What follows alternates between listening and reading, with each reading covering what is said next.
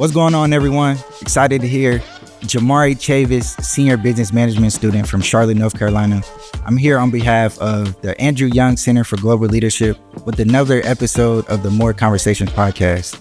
I'm here as an Oprah Winfrey Scholar and here with an esteemed guest, somebody with great ties to our school and has ties to the Oprah Winfrey Scholars Program, as he currently sits as the executive director of the Oprah Winfrey Charitable Foundation. So without further ado, Will Bumpus. Hey, how you doing? Great to be here. Most definitely. So this is a conversation. I kind of just want to get into some of your role. You're currently as executive director. So what does that mean for you? What it's your responsibilities entail? Yeah. Well, first and foremost, so glad to be here. It's so great to meet a lot of the scholars. This is my first time actually on campus at Morehouse. So again, thank you for having me. First, I'll definitely say I joke sometimes with Auntie O. I call Oprah Auntie O. She's my godmother. She always says that we've known each other since I was a little line on the pregnancy test, and so like she's literally been family to me since before I was even born.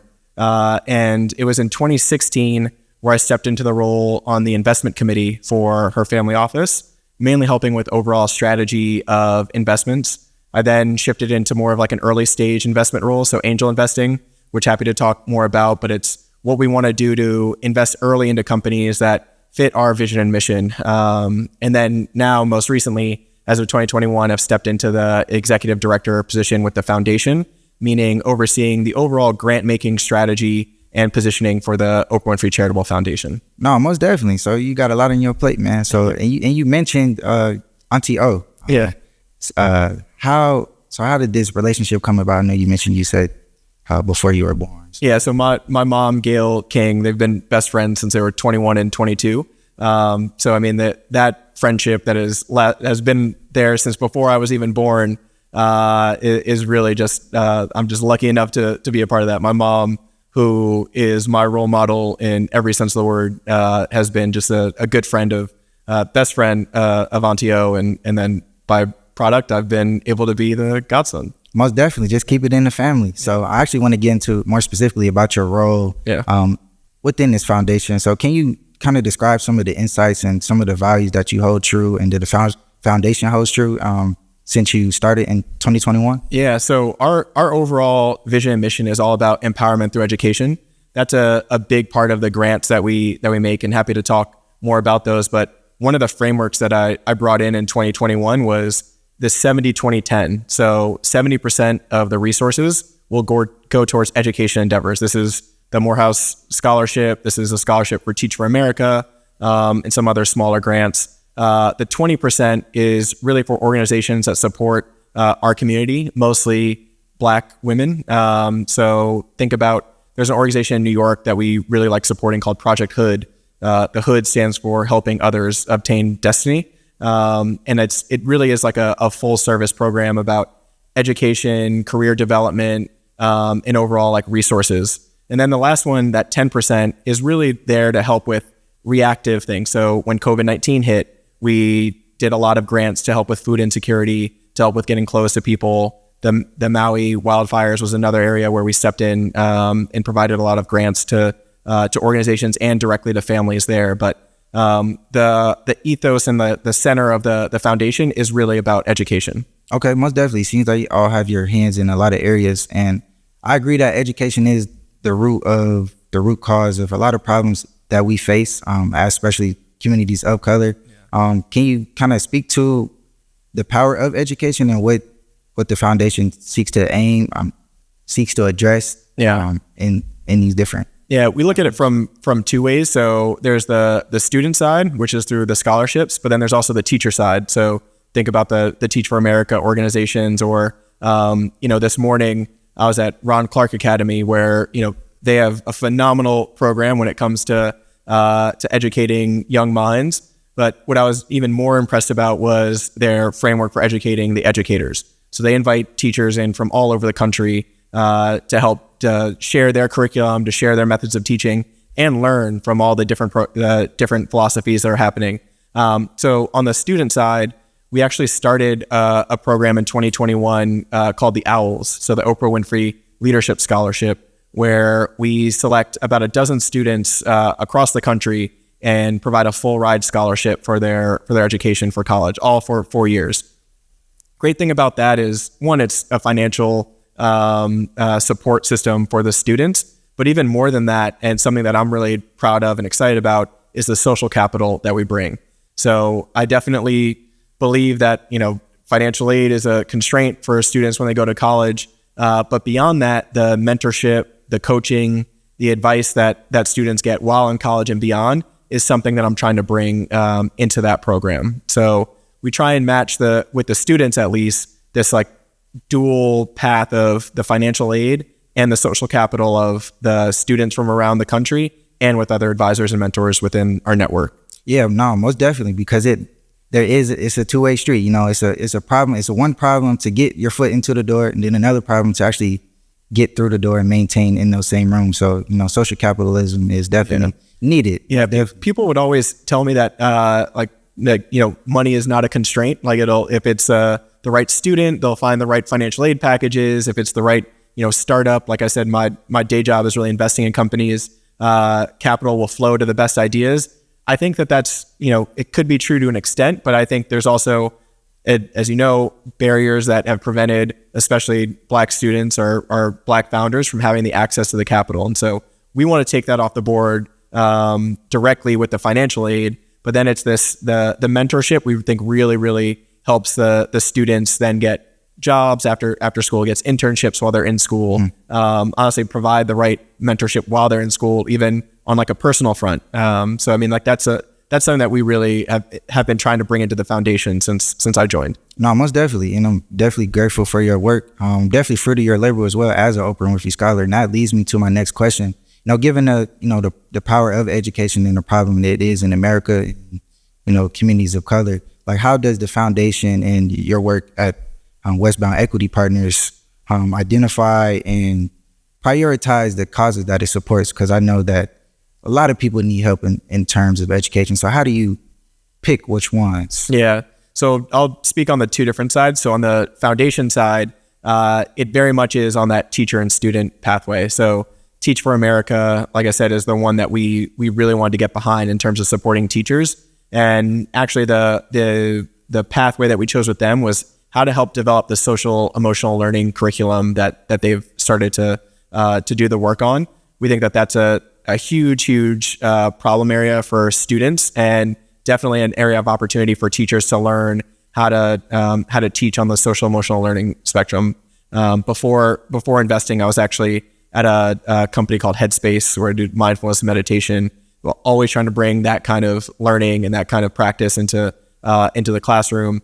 And then on the Westbound side, we actually, as partners, we pledge 50% of our carry to a foundation to make grants to different nonprofits. And the way that we segment that market is launch and enhance grants. So the launch grants are for organizations that are just starting out. They've only been around for 1 to 2 years and are trying to do work to get more students or just any individuals into STEM areas. So building the next generation of engineers who could join the startups that we invest in.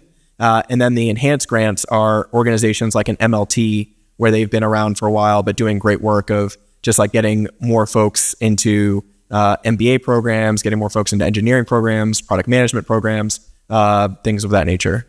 It's funny you mentioned MLT, because I'm part of your labor too in two areas. Oh, let's go. I'm an Oprah Winfrey Scholar, and I'm also a part of management leadership for Tomorrow, which is MLT. So it is a great program. I was living abroad at the time, but worked with a lot of the MLT advisors when I was applying to business school. Okay. So when the issues that you're working to address, are they limited to just domestic, or do they go abroad as well?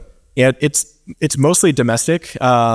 That said, the Charitable Foundation really got its start in 2007 when we launched OLAG, so the Oprah Winfrey Leadership Academy for Girls, which is in South Africa. Started grades 7 through 12. Now it's mainly just high school. But I mean, that really sparked how we wanted to give back on the education side. So that school by far is like our flagship school outside of the U.S. And then most of the organizations where we give back to are domestic. And a part of that is, we want the girls from OLAG to be able to come to school for college in the States or get internships in the States. But then the grants that we do within the U.S., we also encourage, even with the Morehouse scholarship, encourage the scholars to take a trip to South Africa or other parts of the world to see that. Yeah, I actually got the chance to be a part of that trip last May. And we got the chance to visit Oprah's school in South Africa. Yeah. And that school is amazing. It blew my mind for sure. Yeah. So given like all the financial capital and social capital that you invest into communities of color, how do you kind of determine the effectiveness of these programming? Like, is it over a certain amount of time, or how do you gauge it? Yeah, it's very much, we are like non-restrictive grants. So we very much want to find and identify visions and missions that we love from the beginning, give the grant, and honestly get out of the way. We are there to support any of the organizations that we provide the grant to, and we try and do that with like building the network and making connections through that. We really just identify it by an ethos that has always like rung true to me around this idea of talent is equally distributed and opportunity is not. And so we want to work with our organizations to say, hey, how are you bridging that opportunity divide and giving anyone, regardless of the population, just more access to opportunity? And so that could be in education, that could be in food insecurity, that could be in technology. But we meet with our organizations usually on like a quarterly basis to just assess what is happening on closing those overall divides. No, most definitely. It sounds like it's limitless. He doesn't want to like put parameters on what you have to do when you send out support and help address these issues, which is very stand-up-ish. Kind of want to get into like your mentality and mindset of just having this charisma about yourself to even want to help people that necessarily won't even maybe even meet you. Yeah. You know what I'm saying? So what's some of the qualities that you have to help you in this philanthropic? Yeah, it's funny. Like, despite my relationship with my godmom or mom, I want to be as behind the scenes as possible. So I'm really here for y'all to do the podcast. But ultimately for me, it's the people who are closest to the problem are going to be uniquely set up to solve it. And so I am not one to try and tell a student the best way to learn. I'm not there to tell a teacher the best way to teach. What I am trying to do is find and identify models that are working and support those in any way that I can. Learn from them and then iterate. We have this a saying at Westbound, which I've brought into the foundation. We want to do anything we can to create a virtuous cycle of opportunity. So the more that we can give back to students like you, the more you can go on to be successful in your career and then give back to 5, 10 other students down the line. And the cycle just continues. So for me, it really is all about trying to close that opportunity gap. And I think that there's a way to do that on the investing side. I think that there's definitely a way to do that on the philanthropic side. Okay, no, most definitely. And I see myself as now as a senior at Morehouse. I'm looking to graduate in a week. So congrats. Thank you. I definitely appreciate that. But towards the end of my career, I want to be a philanthropist. But the ultimate barrier to that is financial capital, in my eyes. So what are some of the steps I need to take to put myself in a position so I can help and do good for others as well? So the one thing I'll say is that I even think capital is not a constraint when it comes to philanthropy. It's finding ways to give your time, to give your mentorship, always pay it forward with underclassmen or folks who are, in this case, maybe applying to Morehouse or applying to college. You are a wealth of knowledge because the fact that you're sitting here means there's someone else who wants to be in that seat at some point in their career. And I think you could probably give back so much of mentorship there. But when it comes to down the line, when you have more resources, I always think it's important for folks to build out their vision to values. So come up with your own personal vision statement. For me, it's the talent equally distributed, opportunity is not. And then have that flow down to some values that you want to exude, not only as yourself, but in your giving back. And so for me and for us at OWCF, a big part of that is integrity. So what can we do to help build integrity across young men, across young entrepreneurs, across mothers, really anything that we can do to help build that.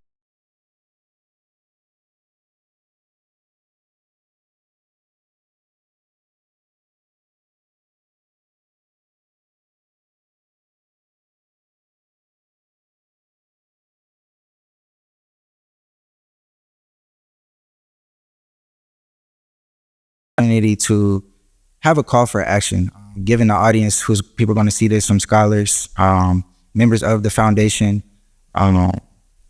people, HBCU students, people at PWIs. A lot of people are going to see this episode. So in your eyes, what should the young people currently be doing to address some of these issues like education, food insecurity, things that your organization works to address? Yeah, I mean, first and foremost, I always think speak up. I think a lot of times people are, either sheepish or worried about if they're going to say the wrong thing. What I find interesting is that if you're feeling it, chances are there's a dozen, if not hundreds of other people who are feeling the same way and are just looking for that voice to resonate with. And so I always try and push people to be the courage to speak up on any issue that really matters to them. And then maybe this is more on like the career side, but one of the best pieces of advice that I got from a mentor was always run toward and never run away. Whether it's through work, through school, if you're having trouble in a class, don't run away from it. Always find something that compels you enough to run toward it. So I've taken that advice and I feel like it's served me well. You heard it here first. He said, don't run away from it. A lot of these are problems. We got to hit them face on. And with that being said, we are going to conclude this video. Thank you for coming with us. I enjoyed this conversation. Very insightful about, some of the work that you're currently doing and why it's important, most definitely. Can I flip it back on you? What's the call to action that you have or that you a call to action, something that I admire is just doing the work. I think your past performance gets you in the door. Yeah. But what you do in the current moment kind of keeps you there. So just being able to hold the same values that put you in those positions to do good for other people, kind of continue and build those same habits. And I've developed that just from my family alone. Just being in church, growing up with family and understanding that like you have the community that you are part of, we are all we got. So we have to, do good to take care of the people around us. So I'll just say, your past performance gets you there, but what you do in the present, kind of keeps you there and moves you along forward. So kind of similar, but definitely appreciate you. Love it. So with that being said, very grateful for you to, join us. I know this is your first time on Morehouse. Glad you here to spend it with us. That being said, we'll catch you on the next episode of the More Conversations podcast. Thank you, Andrew Young Center and the Oprah Winfrey Scholars Program.